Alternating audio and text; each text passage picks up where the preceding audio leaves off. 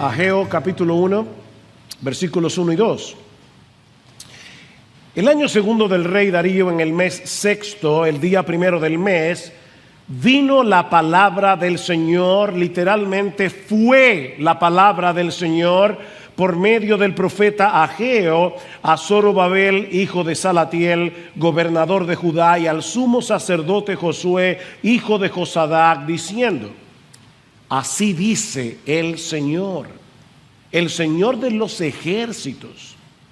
Este pueblo dice: no ha llegado el tiempo de que la casa del Señor sea reedificada.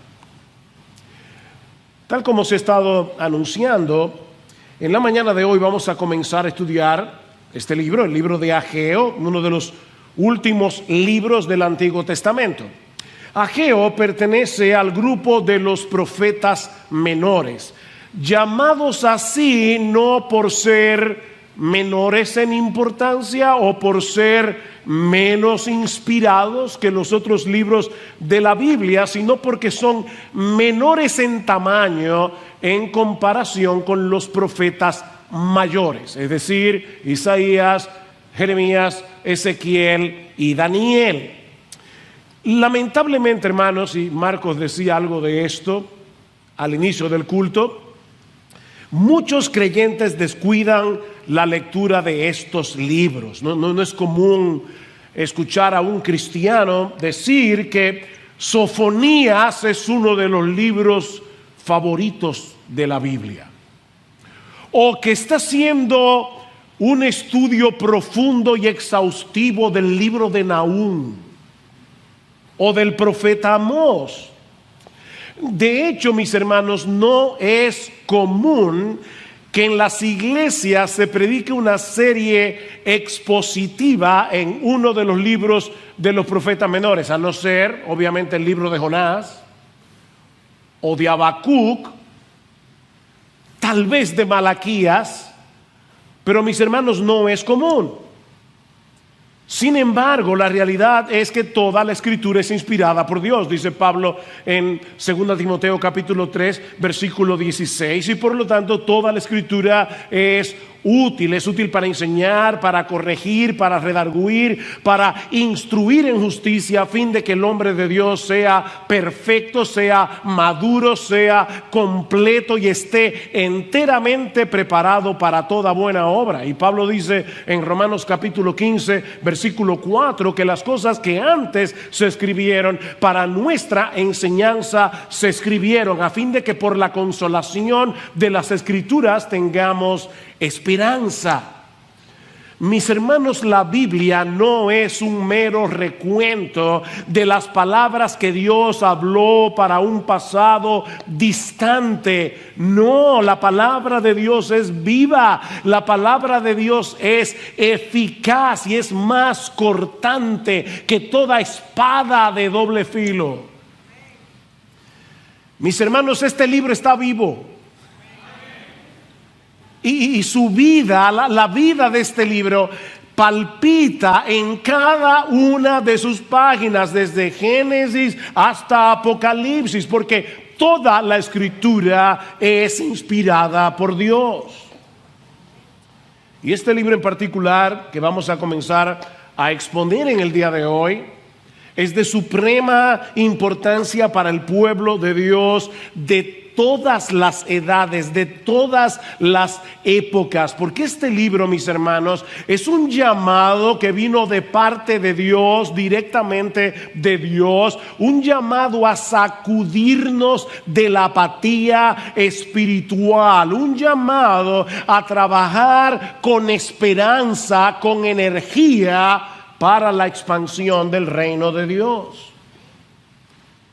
Y es mi anhelo y oración, y yo sé que ha sido la oración de muchos de ustedes aquí en la iglesia, pero es nuestro anhelo y oración que Dios use esta serie de mensajes para avivar nuestras almas.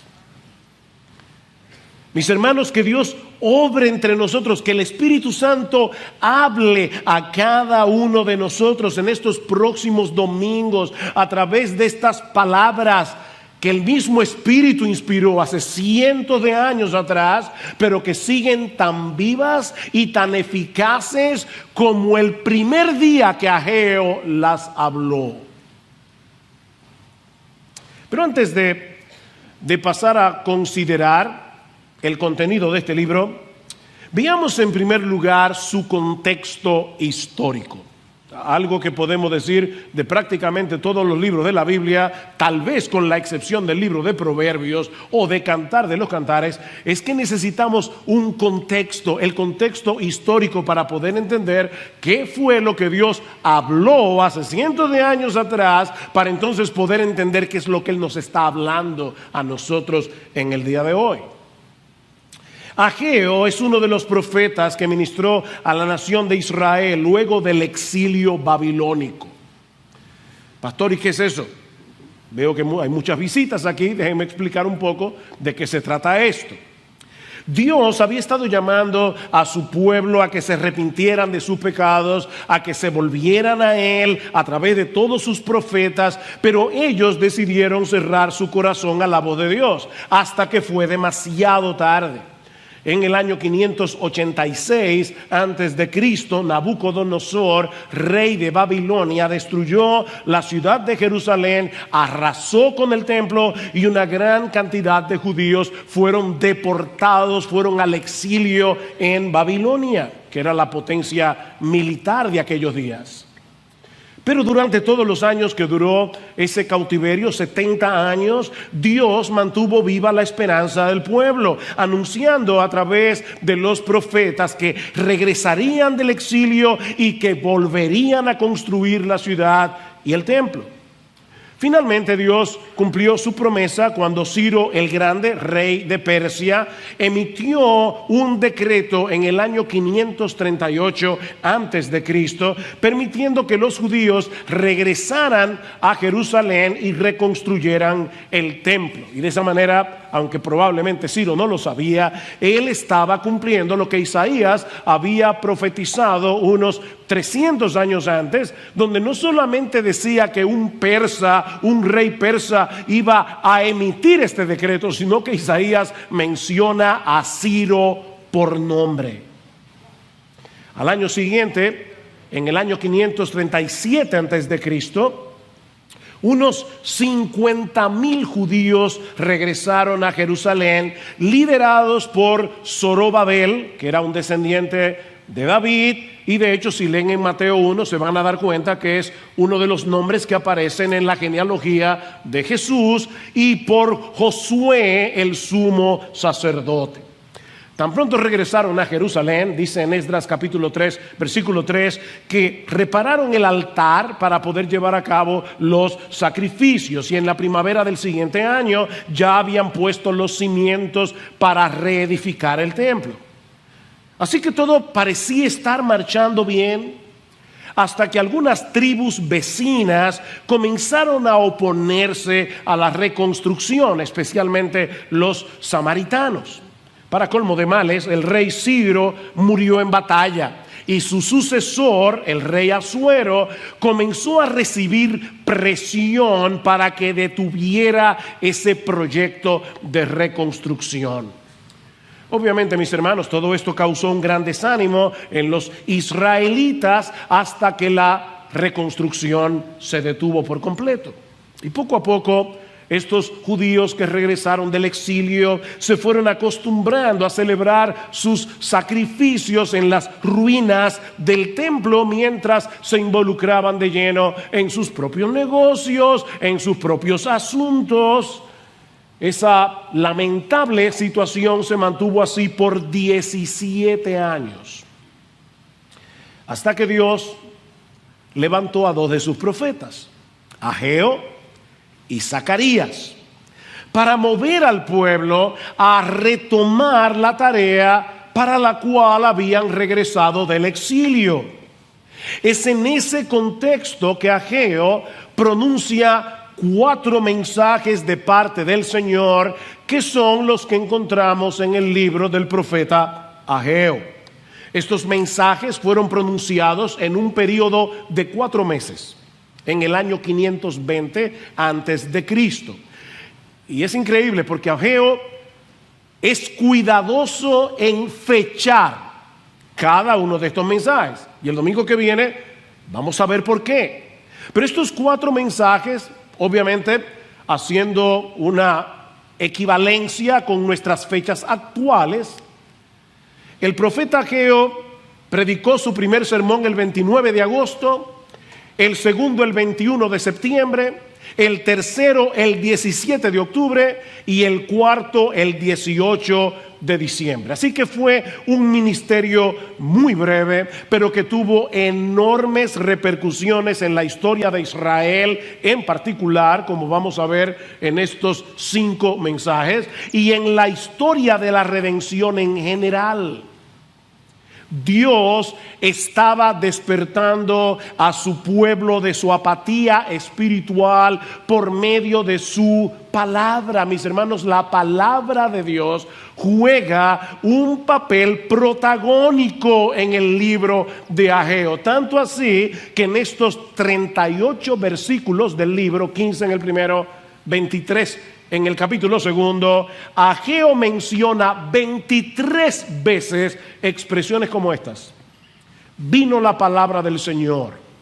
Así dice el Señor de los ejércitos. Declara el Señor. Dice el Señor. O Ageo, mensajero del Señor. Mis hermanos, no es la opinión de Ageo la que encontramos en este libro. Es Dios mismo el que se está acercando a su pueblo por medio de su palabra para despertar sus corazones y traerlos de vuelta hacia Él. Lo mismo que hace Dios cada domingo cuando su pueblo se congrega para adorarle. Dios se hace presente en medio nuestro a través de su palabra. Dios obra en nuestros corazones a través de su palabra. Dios convierte a los incrédulos a través de su palabra. Dios santifica y despierta a los creyentes a través de su palabra.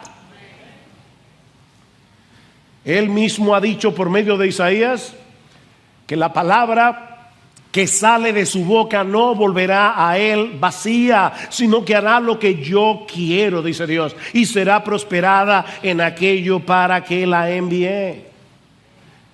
Mis hermanos, mientras la palabra del Señor sea fielmente predicada en una iglesia, el Espíritu Santo la va a usar para salvar a los pecadores, para santificar a los creyentes. De manera, mi amado hermano, que si tú has estado pasando por un tiempo de sequía espiritual, hay esperanza para ti. Óyeme, tal vez tú viniste hoy en la mañana a la iglesia con un corazón frío como un hielo.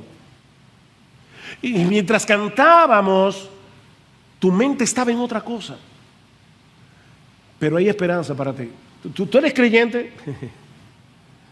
Hay esperanza para ti siempre que te expongas a la palabra de Dios y le creas a Dios que habla por su palabra. Eso fue lo que sucedió en los días de Ageo. No quiero adelantarme, pero lean conmigo los versículos 13 al 15. ¿Qué pasó cuando Ageo comenzó a predicar? Dice en el versículo 13 del capítulo 1, entonces Ageo, mensajero del Señor, por mandato del Señor, ven el énfasis, habló al pueblo diciendo, yo estoy con vosotros, declara el Señor.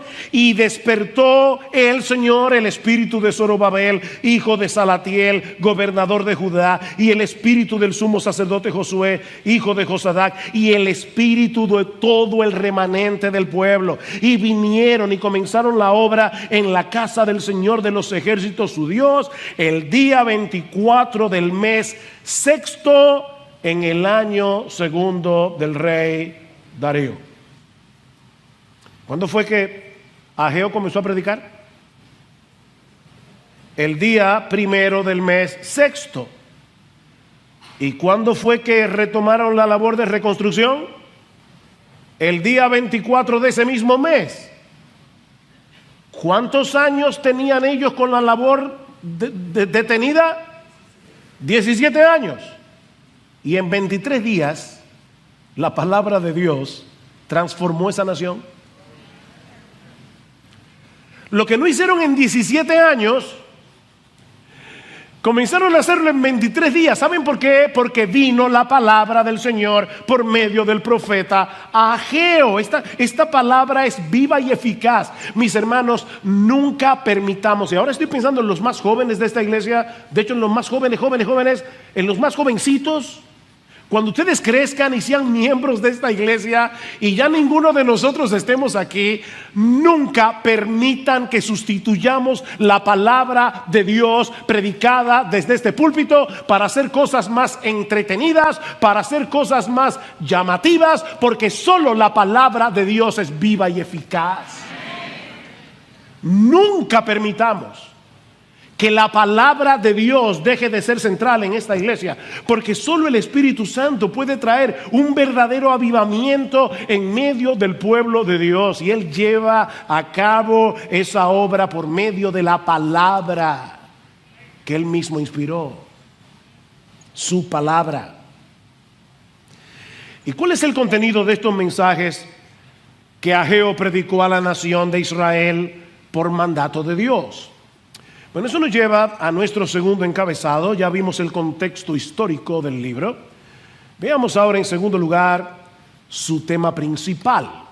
Y ahora yo quiero que leamos de nuevo, no solamente el versículo 2, sino que vayamos hasta el 4 para poder tomar el contexto, aunque los versículos 3 y 4 lo veremos el domingo que viene. Así dice el Señor de los ejércitos. Este pueblo dice: no ha llegado el tiempo adecuado, el tiempo oportuno, el tiempo de que la casa del Señor sea reedificada. Entonces vino la palabra del Señor por medio del profeta Ageo diciendo: ¿es acaso tiempo para que vosotros habitéis en vuestras casas artesonadas, mientras esta casa está desolada? El contraste. Sus casas están muy bonitas, pero mi templo sigue en ruinas. Mis hermanos, el mensaje de Ageo no es nada complicado. Ustedes están más preocupados por sus casas que por la mía. Es más que evidente, les dice Dios, que mi templo no es una prioridad para ustedes. Sus prioridades están trastocadas. Es un mensaje bastante claro, ¿verdad?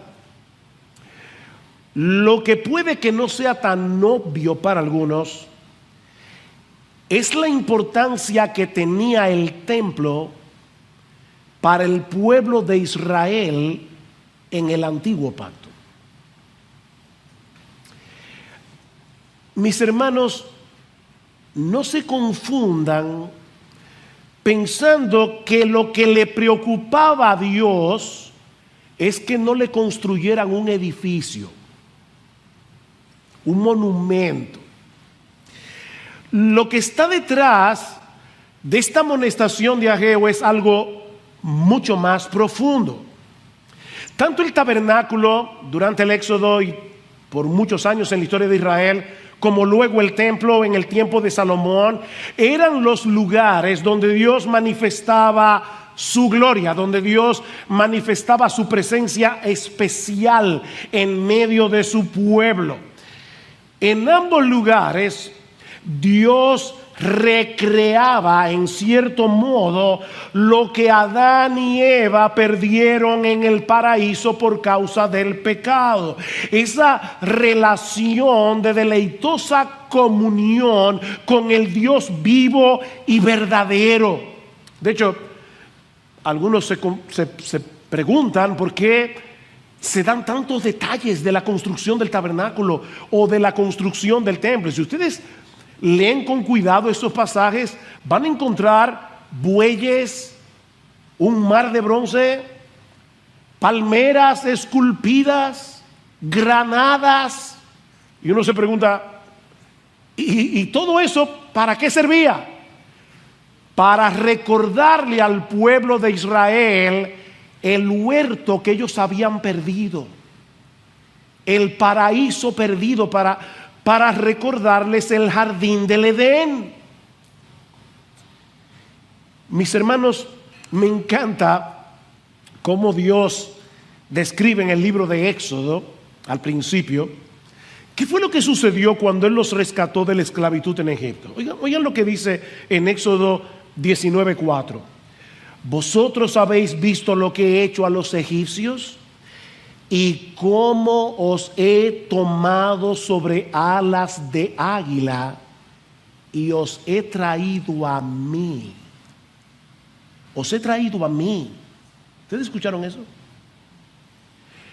Con el mismo cuidado con el que las águilas enseñaban a volar a sus polluelos, Dios había tomado a su pueblo con ese mismo tierno cuidado para traerlos hacia Él, no para traerlos a una tierra en Medio Oriente. Y claro que Canaán está incluida en la promesa, pero ese no es el punto. Yo los tomé como con alas de águila para traerlos hacia mí. Mis hermanos, a final de cuentas, la gran bendición que Dios le dio a Israel en los días de Moisés no fue librarlos de la esclavitud en Egipto. La gran bendición fue la bendita posibilidad de volver a tener comunión con Él, de tener comunión con Él. Mis hermanos, es de eso que se trata la redención. Dios nos liberta de la esclavitud del pecado para que seamos suyos, para que podamos estar con Él en una deleitosa relación de amor y adoración. Y lo mismo vemos en la construcción del templo de Salomón.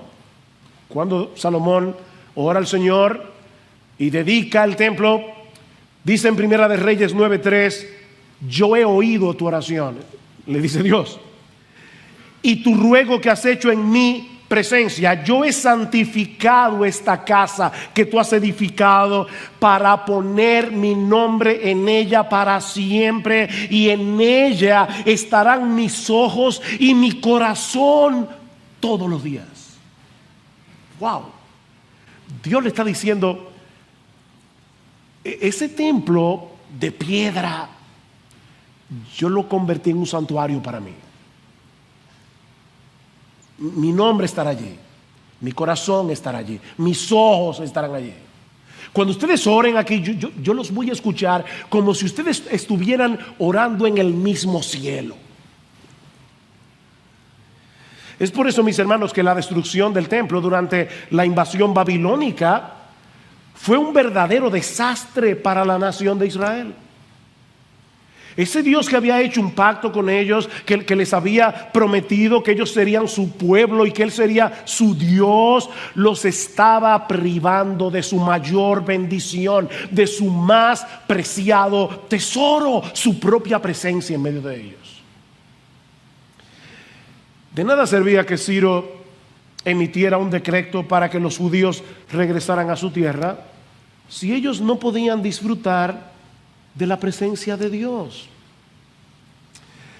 Si hay algo claro en el libro de Esdras, que es donde se narra el retorno de los judíos a Jerusalén, es que eso no había sucedido primariamente por voluntad de Ciro, fue por la voluntad de Dios. De hecho, si quieren entender a Ageo y Zacarías, tienen que leer el libro de Esdras.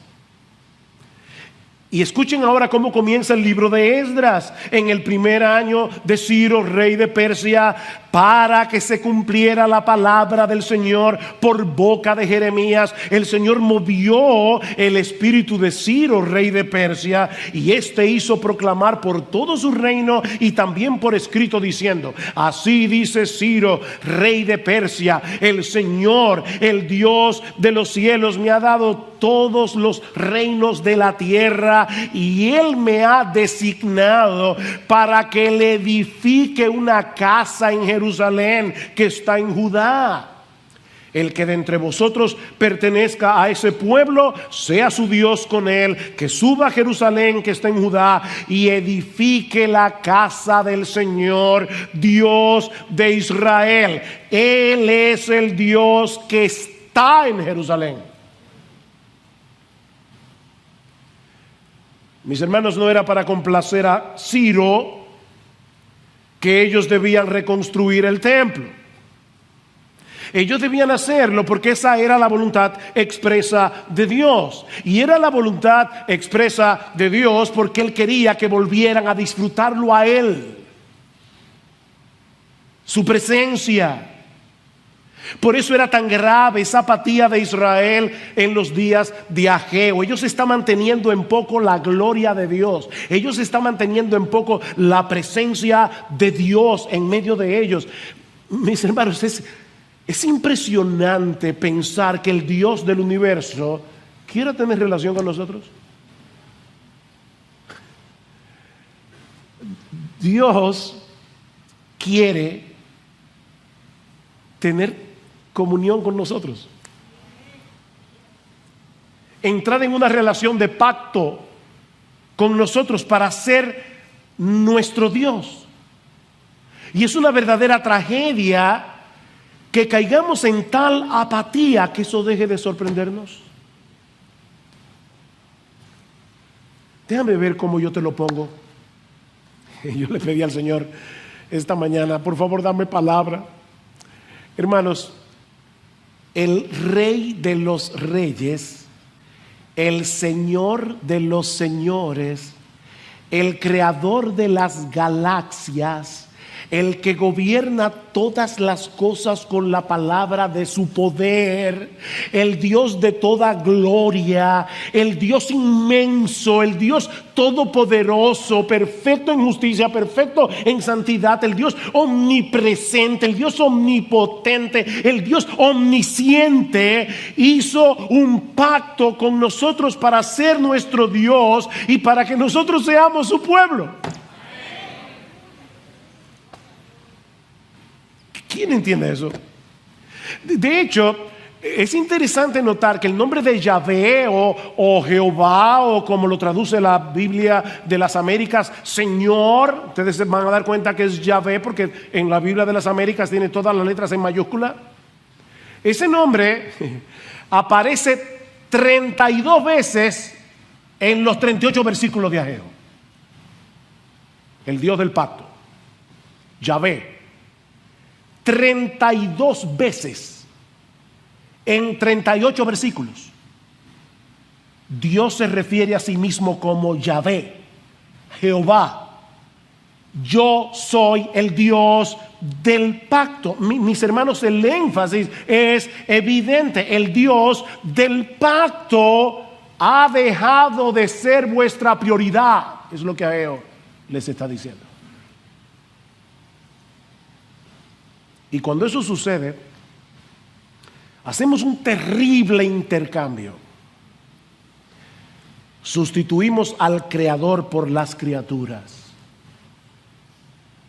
Me llamó poderosamente la atención esta semana. Estaba leyendo otra cosa y me topé con esta descripción de cuál es el proceso que ocurre dentro de nosotros cuando somos tentados. Escuchen esto. Con irresistible poder, dice este autor, el deseo se apodera de la carne.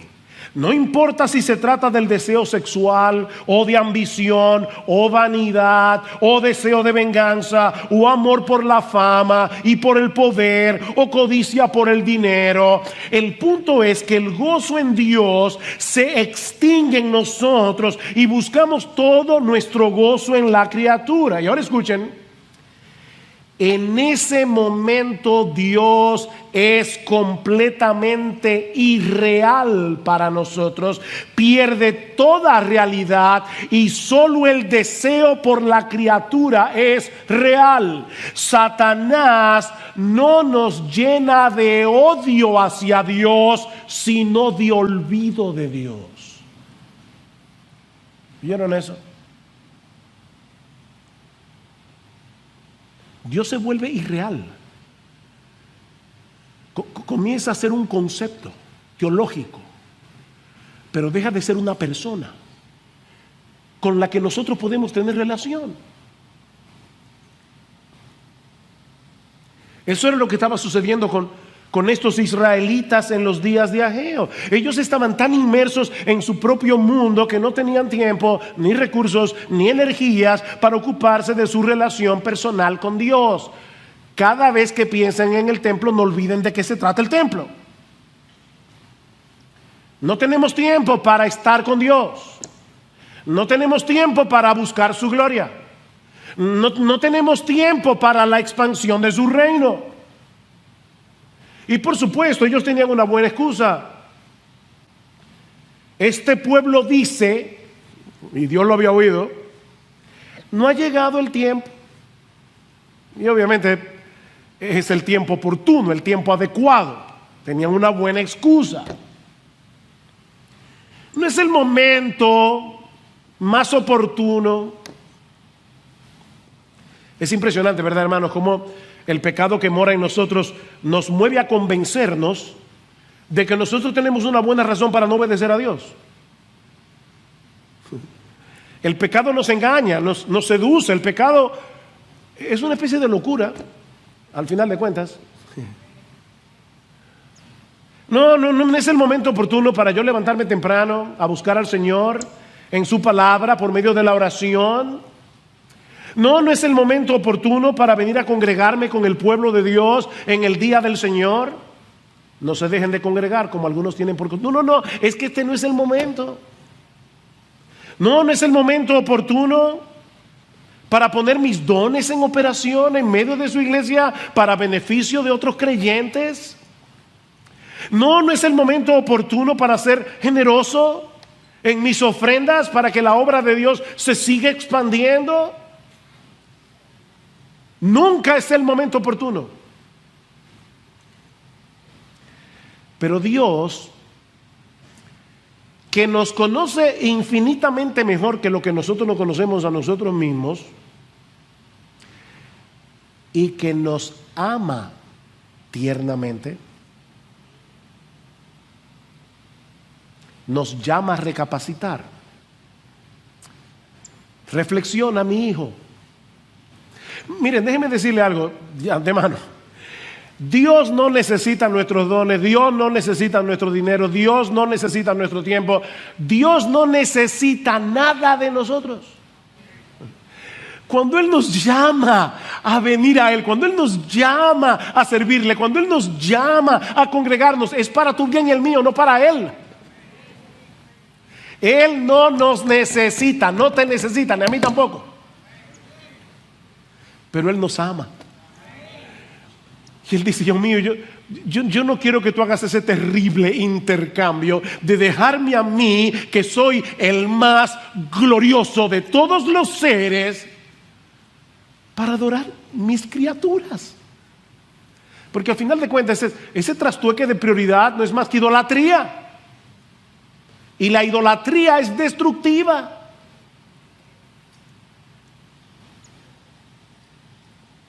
Noten cómo Dios constantemente llama a la nación a reflexionar. Versículo 5. Ahora pues, así dice el Señor de los ejércitos, considerad bien vuestros caminos. Versículo 7. Así dice el Señor de los ejércitos, considerad bien vuestros caminos. Capítulo 2, versículo 15. Ahora pues, considerad bien esto de hoy en adelante. Versículo 18. Pero considerad bien esto desde hoy en adelante.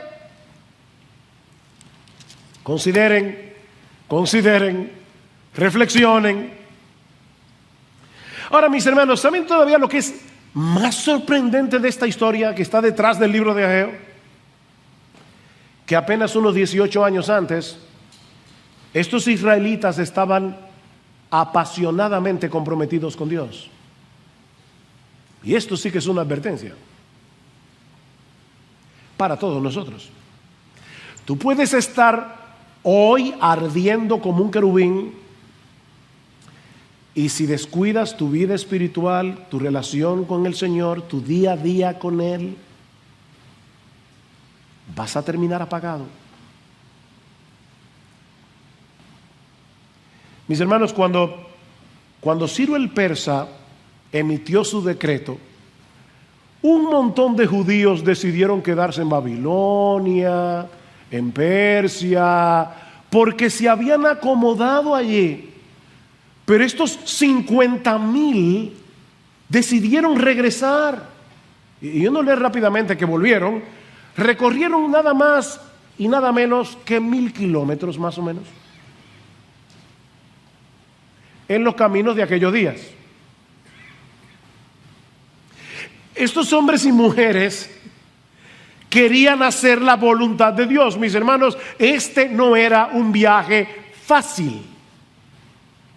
Estos hombres y mujeres tomaron la decisión de dejar una vida asentada en Babilonia para irse a vivir a una ciudad que estaba destruida. Ellos estaban bien, algunos estaban bien en Babilonia, pero estos judíos, decidieron salir a pesar de todos los inconvenientes, todos los peligros de un viaje así. Ellos querían hacer la voluntad de Dios. Dice en el libro de Esdras que lo primero que hicieron al llegar a Jerusalén fue tomar una ofrenda voluntaria para la reconstrucción del templo. 61,000 dracmas de oro, 5,000 minas de plata y 100 túnicas sacerdotales, dice en Esdras capítulo 2 versículo 69. Si eso no te sorprende mucho, déjame ponértelo en el lenguaje actual.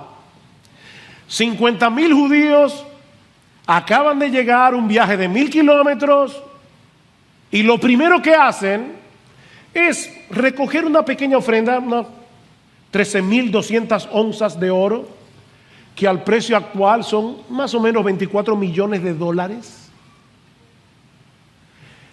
Estos 50,000 judíos ofrendaron 24 millones de dólares para la reconstrucción del templo y 3 toneladas de plata y un montón de túnicas para los sacerdotes. En ese momento, la gloria de Dios estaba por encima de sus propios intereses. Pero algo pasó en esos 18 años que apagó el fuego de su pasión por Dios. Ya ellos no podían decir como Isaías en el capítulo 26 versículo 8: tu nombre y tu memoria son el anhelo de mi alma. ¿Tú puedes decir eso? Señor, tu nombre y tu memoria son el anhelo de mi alma. ¿Ustedes se dan cuenta, mis hermanos, que no se trataba de un edificio? Estos judíos tenían sus prioridades invertidas porque ellos habían olvidado su identidad como pueblo del pacto. Ellos se habían olvidado de que eran el pueblo escogido de Dios. Se habían olvidado de la redención. Se habían olvidado de la gloria de Dios y del lugar que ellos estaban llamados a jugar dentro de todo el plan de redención revelado en el Antiguo Testamento. Más adelante vamos a llegar, si el Señor lo permite, y Cristo no ha venido antes, al capítulo 2, versículo 9. Y yo no puedo ahora ampliar ese texto, pero permítanme hacer un breve comentario y así poder ayudarlos a conectar el pasado con el presente. Dice en Ageo capítulo 2 versículo 9: la gloria postrera de esta casa será mayor que la primera, dice el Señor de los ejércitos, y en este lugar daré paz, declara el Señor de los ejércitos. ¿Cuándo se cumplió esa profecía? Bueno, se ha estado cumpliendo, por lo menos en 3 etapas. En primer lugar, esta profecía se cumplió cuando Dios el Hijo se hizo hombre en la persona de Jesús. Ustedes recuerdan lo que el Señor le dijo a los judíos luego de la primera limpieza del templo en Juan capítulo 2, en el versículo 19: destruid este templo y en 3 días lo levantaré. Y ellos dijeron: pero oye, 40 años se han empleado para poder construir el templo de Herodes en este caso, y tú dices que en 3 días lo vas a levantar y lo vas a reedificar. Pero Juan hace el comentario editorial: pero él se refería al templo de su cuerpo. El templo de su cuerpo. En una ocasión Cristo le dijo a los judíos: ¿saben qué? Uno mayor que el templo está aquí. ¿Qué dice el Evangelio de Juan en el capítulo 1? En el principio era el verbo, y el verbo era con Dios, y el verbo era Dios. Y luego en el versículo 14: y aquel verbo fue hecho carne y tabernaculizó entre nosotros, dice el texto griego, literalmente. Cristo puso su tienda de campaña como un tabernáculo en medio nuestro, y vimos su gloria, gloria como del unigénito del Padre, lleno de gracia y de verdad. Mis hermanos, Cristo es el templo. Cristo es la personificación de la gloria de Dios. Cristo es el lugar donde hoy podemos encontrarnos con Dios. Cristo es el templo. ¿Qué dice Ageo? La gloria postrera de esta casa será mayor, porque no hay nadie más glorioso que nuestro Jesús. Pero eso no se queda ahí. Recuerden que nosotros estamos unidos a Él. Y como estamos unidos con Cristo, nosotros, la iglesia, somos el templo espiritual en el que Él manifiesta su gloria. Pablo dice en 1 Timoteo capítulo 3 versículo 15 que la iglesia es la casa de Dios. Y en Efesios capítulo 2 versículo 20 dice que los creyentes estamos siendo edificados sobre el fundamento de los apóstoles y profetas, siendo la principal piedra del ángulo Jesucristo mismo, para ser un templo santo en el Señor. Cada uno de nosotros individualmente es templo del Espíritu Santo, dice Pablo en 1 Corintios capítulo 6 versículo 19. Pero cuando nos congregamos todos juntos en el día del Señor, manifestamos visiblemente esa realidad de ser la morada de Dios por medio de su Espíritu. Este es el templo de Dios. No parece tan extraordinario. ¿Sabe por qué? Porque no estamos viendo a cada creyente con los ojos de la fe. Cada creyente es un mini templo del Espíritu Santo, donde mora el Espíritu de Dios, y una piedra viva de este templo. Es por eso que cuando Pablo concluye el capítulo 3 de la carta a los Efesios, termina con esta doxología: y aquel que es poderoso para hacer todas las cosas mucho más abundantemente de lo que pedimos o entendemos, según el poder que actúa en nosotros, a Él sea gloria en la iglesia, en Cristo Jesús, por todas las edades, por los siglos de los siglos. Amén. Aquí está la gloria de Dios, porque aquí están los redimidos del Cordero, comprados con la sangre de Cristo. Pero esta profecía de Ageo tendrá su cumplimiento final en los cielos nuevos y la nueva tierra, cuando el mundo entero será un gran santuario en el que la iglesia ya glorificada disfrutará de una deleitosa y perfecta comunión con Dios por los siglos de los siglos, como dice en Apocalipsis capítulos 21 y 22. Es por eso que la nueva Jerusalén tiene forma de cubo. Y algunos imaginan ya, porque leen Apocalipsis con una literalidad que no les permite ver lo que Juan está diciendo. ¿Vamos a vivir en una ciudad en forma cúbica? Por supuesto que no, mis hermanos. ¿Qué tenía forma de cubo en el Antiguo Testamento? El lugar santísimo. Nosotros habitaremos en el lugar santísimo, en la misma presencia de Dios por los siglos de los siglos. Es por eso que no habrá templo en la Nueva Jerusalén, porque ya no lo necesitaremos más.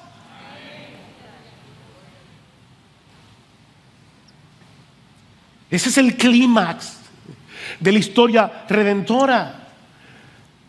Y mis hermanos, ese es el anhelo que debe dominar nuestros corazones, porque para eso fuimos salvados.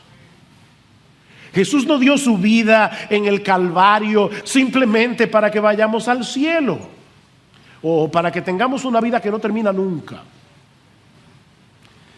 Tenemos vida eterna, entonces es una vida interminable. No, digo, sí lo es, pero ese no es el punto. Y esta es la vida eterna. ¿El qué?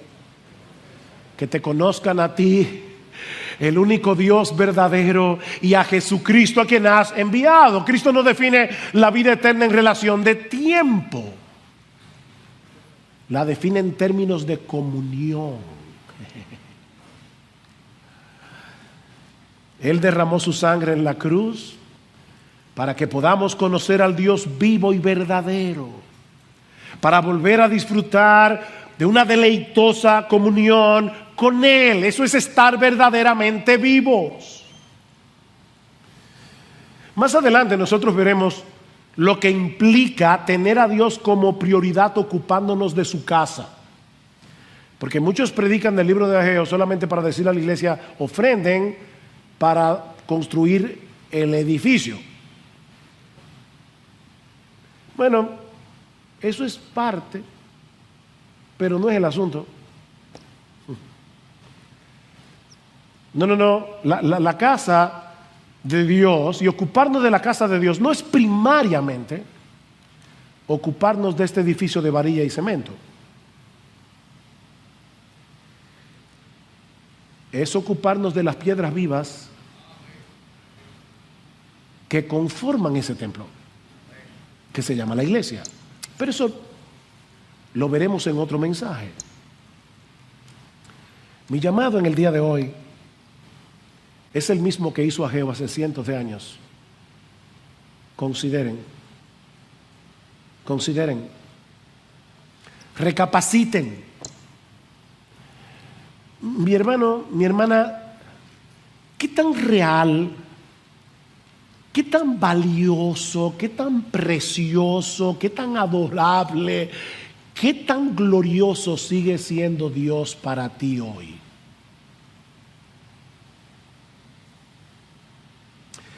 ¿Todavía nos asombra el hecho de que Dios nos haya escogido para hacer de nosotros su templo?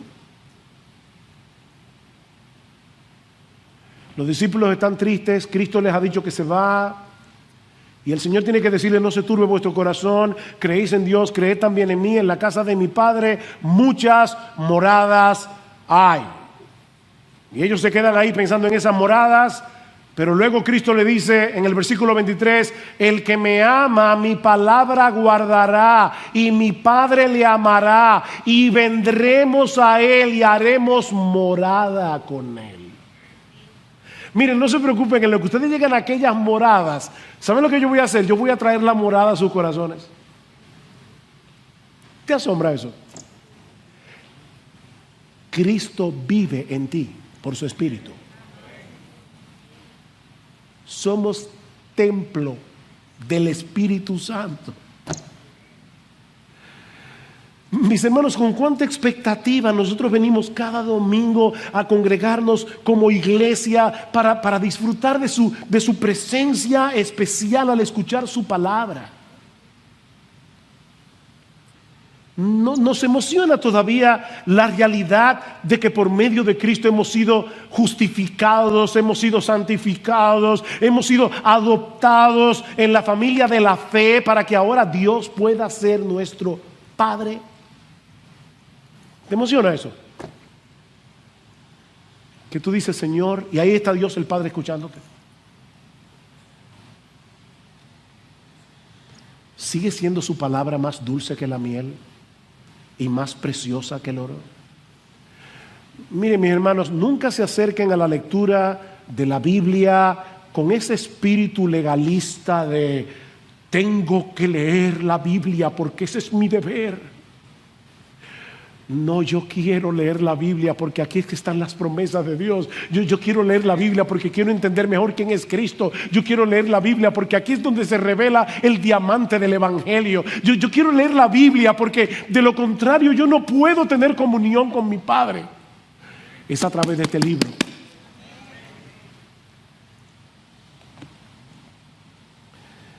Mi hermano, si al oír estas cosas te das cuenta que estás atravesando por un tiempo de sequía espiritual, que has estado viviendo en automático, que has estado tan distraído con las pequeñas cosas de tu pequeño reino,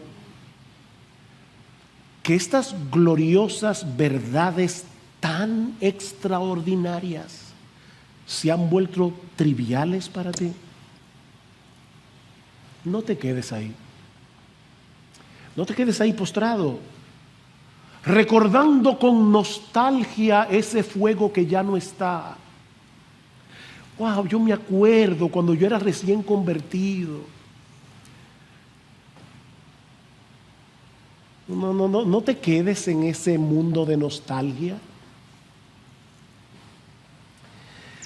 Cristo ha prometido a los suyos que Él no quebrará la caña cascada. Y Él no va a apagar el pábilo que humea.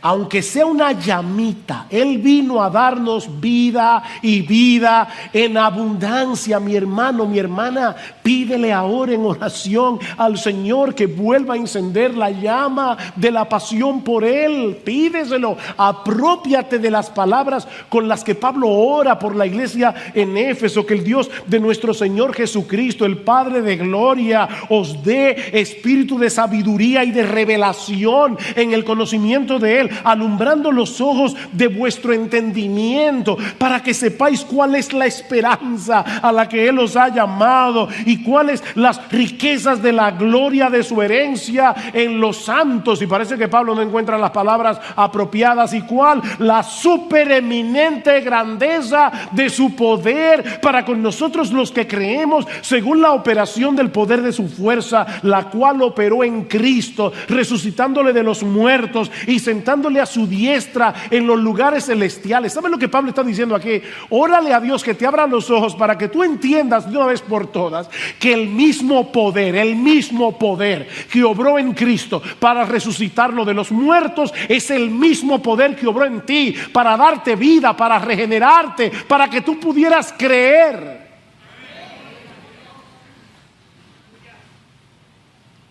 Órale a Dios. Oh Señor, abre mis ojos, de modo que puedas volver a gozarte una vez más en el perdón de tus pecados, que puedas volver a gozarte en el don de la vida eterna, que puedas volver a gozarte en el hecho de que Cristo es tu Salvador, que puedas volver a gozarte en el hecho de que Dios es tu Padre, como si te acabaras de enterar de todo eso. Y si tú estás aquí sin Cristo en esta mañana, mi amigo, no desprecies la invitación que Dios te hace hoy por medio del Evangelio de venir a ser uno de los suyos a través de Jesucristo.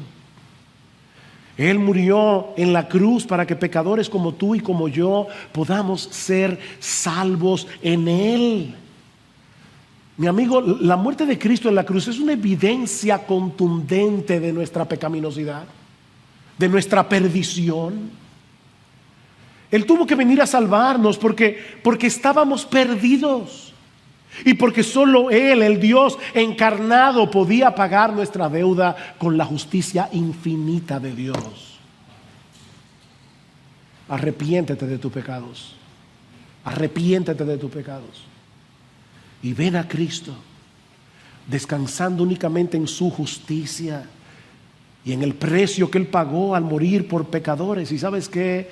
Dios te concederá en este mismo instante el perdón de todos tus pecados y el don de la vida eterna, para que a partir de hoy y para siempre puedas disfrutar de la bendita bendición de que el Dios vivo y verdadero venga a ser tu Dios.